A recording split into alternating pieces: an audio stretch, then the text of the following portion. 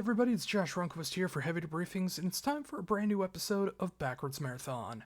Based on wanting to get a friend of mine into this band, I decided to do one of my favorite bands that I don't talk about enough, Mastodon. The progressive band from Atlanta, Georgia that has so much sludge and hardcore, hard rock, and ethereal moments that really makes the band truly stand out. In a world that had Killswitch Engage and Lamb of God, Shadows Fall, God Forbid, Darkest Hour, and so many others, Mastodon came into popularity around the same time and sounded nothing like any of those bands. They just wanted to do their own thing, whether it was playing as fast as possible, be as crazy as possible, or just write, at least in their first 4 albums, about the elements of the earth. And to me, that is a very cool thing. And of course, one of my favorite drummers of all time, Bron Daylor, who was so focused on what he could do with his hands, he didn't need to be crazy with double bass. I mean, every drummer wants to be able to play fast double bass, play as fast as he possibly can.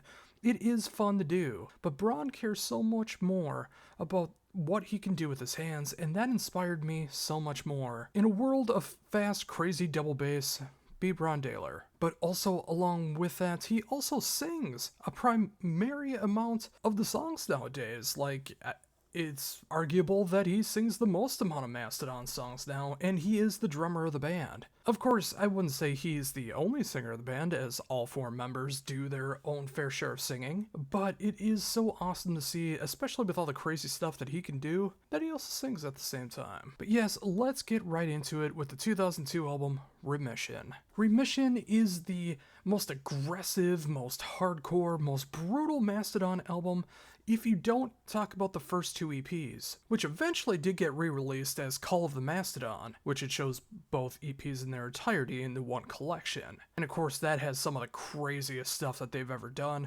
Bron coming hot off the trails of Today Is the Day, being able to show off all of his crazy blast beats and everything. You never hear anything like that outside of those first 2 EPs in Mastodon, though. Even at their most chaotic, it is still almost mainstream, which is a really crazy thing to think about. Of course, their big song, March of the Fire Ants, is still a legendary song to this day. There was a joke several years ago that Crusher Destroyer should be the brand new national anthem of the United States, which still has my support. Mother Puncher is such a great song. I mean, you can't go wrong with any song off of this album. It's fast, heavy, aggressive, and of course it is the Fire album of the first 4 albums, which all has a central theme around elements, but all done in their own different way. This one's not really a concept, just the idea of that fast, fiery feel behind it. And all of that said, I am indeed giving this an A. Leviathan is next, loosely based around Moby Dick. Of course, at the end of all 4 albums, there is a song about the Elephant Man, so no, this is not a complete concept album, but very, very close. That 11-minute Joseph Merrick song, fantastic. But it also has another great epic in Hearts Alive, one of the best songs that they've ever made. But of course, what might be their biggest song, depending on who you ask, Blood and Thunder, is on this album. Now, it still contains a lot of the great heavy moments that you would find on Remission, but it is a little more relaxed in a lot of places. There's a lot more slowed down moments, there's a lot more focus on songwriting and making sure that the songs are the best that they possibly can be, rather than full-on aggression, which of course fills through Remission. This is really where the band showcases that water feel of the 4 elements, and I think they did a fantastic job with it. It is another album that a lot of people might say is their best album. It's not my personal favorite, but it's far from the worst, and it is an album that I thoroughly enjoy. And of course, I'm also gonna be giving this an A. Now for some controversial time, Blood Mountain coming up next, the Earth album. And for the life of me, I cannot get into this album. It's so weird to say that because there are some great songs on this album. Maybe I just need to sit down and listen to it again. I've tried so many times over the years. Maybe it's just bad connections that I had around the release of this album and a lot of dark moments happening in my life, but I just can't really connect to this album as a whole. There are some great songs. I mean, it has one of the greatest intros ever made with The Wolf is Loose. One of the coolest tom patterns that you will ever hear. But for some reason, I'll just never be able to connect to it the way that it has for other people.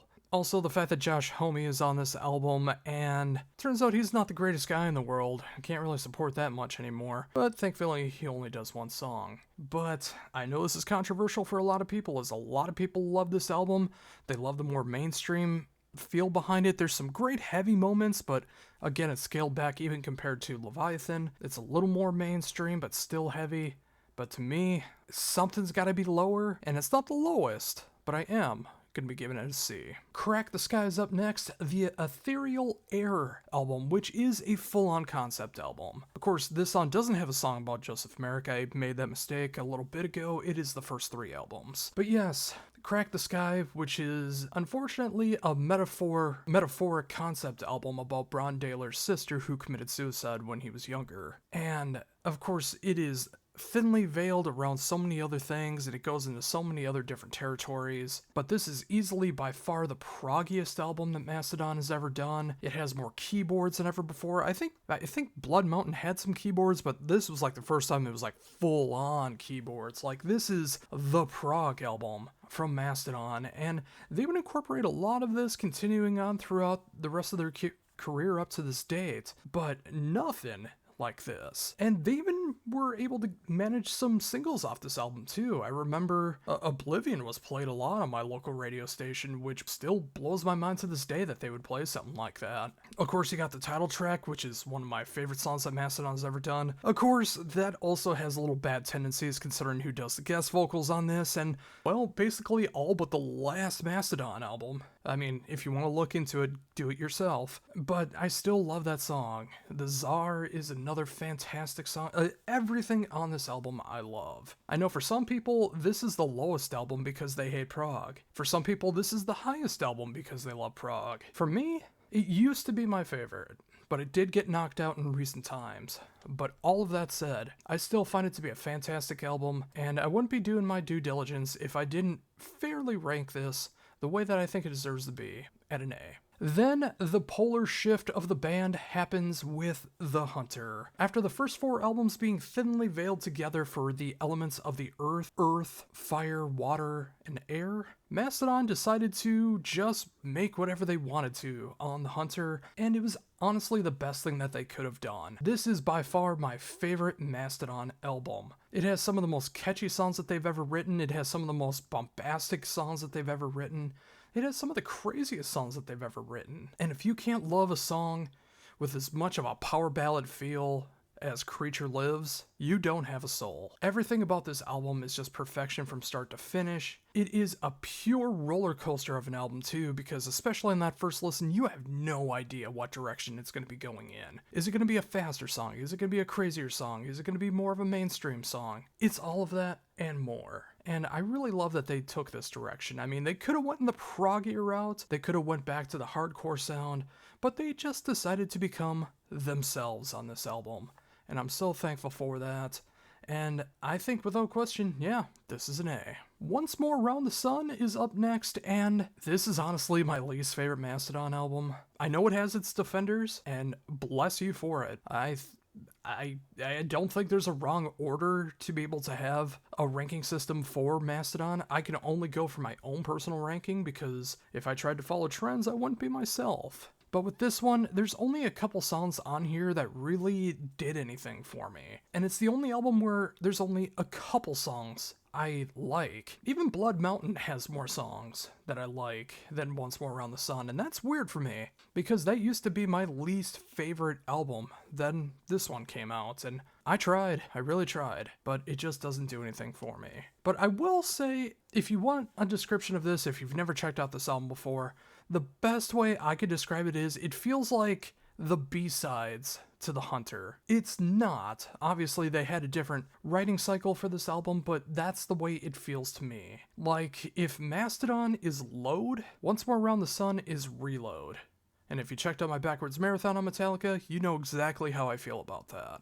And sadly, I do have to put this at a D. Emperor of Sand is up next, and what a miraculous return to form. By being themselves and not even returning to form. By that, I do mean they just struck out with one of their best albums ever with Emperor Sand. There's so many great moments on here, and it has everything that I loved about the Hunter, but it's a bit more matured, which I thought was the right direction for the band to be able to go in. I mean, obviously, there's still some great quirky moments throughout the entire album. You're gonna find that on every Mastodon album. Again, with this one, it's a little more matured, it's a little more conceptual, there's a lot more thought-provoking lyrics that go on throughout this album as well too. And of course, musically, it's a bit more mainstream. It's not nearly as bonkers as other albums, but again, I also think that was the right approach when they did this. I love everything about this album, and if you liked things off The Hunter, if you like a little bit off of Blood Mountain, or even parts Crack the Sky, I think you'll love Emperor's Sin. You might like it more than everything else on this list. And yeah, I'm gonna give this an S. And finally, the brand new album as of 2 years ago, Hushed and Grim.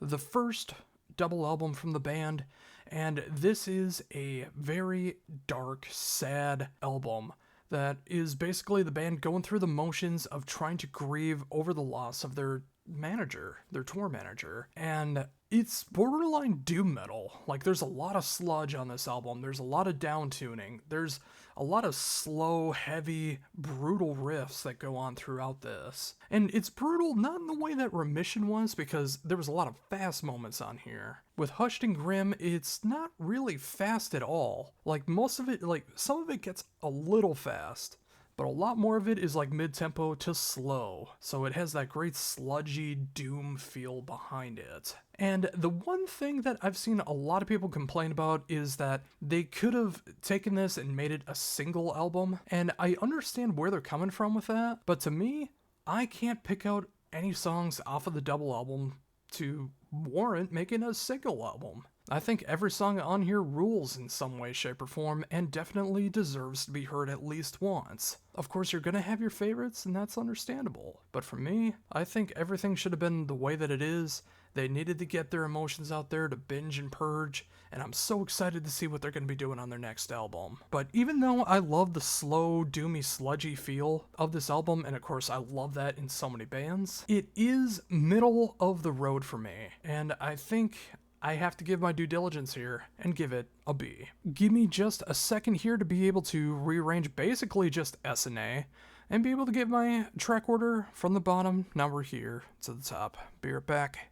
And boy, I did not have to do much, did I? Starting off at D, it is Once More Around the Sun. At C, it is Blood Mountain. At B, it is Hushed and Grim. At A, from the bottom, it's Leviathan, then Remission, then Crack the Sky. At S, we have Emperor's Sand, and then my favorite album from Mastodon. Like, I was going back and forth between it, but I think I made the right choice here by saying that The Hunter is my favorite, and in my opinion, the best Mastodon album to date. So I hope this helped you out. Like, maybe if you haven't checked out Mastodon before, if you want to give them a shot, maybe you'll find something to enjoy here. Again, I don't think there's a wrong order to enjoy these albums. That's the great thing about Mastodon. There's something to enjoy about every single album. And you'll find something to enjoy with every single album if this is up your alley. So I want to thank you very much for taking the time to check out my backwards marathon on Mastodon. If you like this, if you want to put your own ranking, or if you just want to tell me how wrong I am for my own personal opinion, let me know down below. And of course, like, comment, share, subscribe, and especially subscribe. I'm getting ever closer to getting 1,000, which has taken me a hell of a long time, having been on YouTube since 2009 in some way, shape, or form, and I would really like to try to hit that this year. I'm inching ever closer. Let's make it happen. And until my next backwards marathon, top 10 list, interview, review, or any other kind of video that I put up here on the Heavy Debriefings YouTube channel. For Heavy Debriefings, this is Josh Runquist saying, see ya.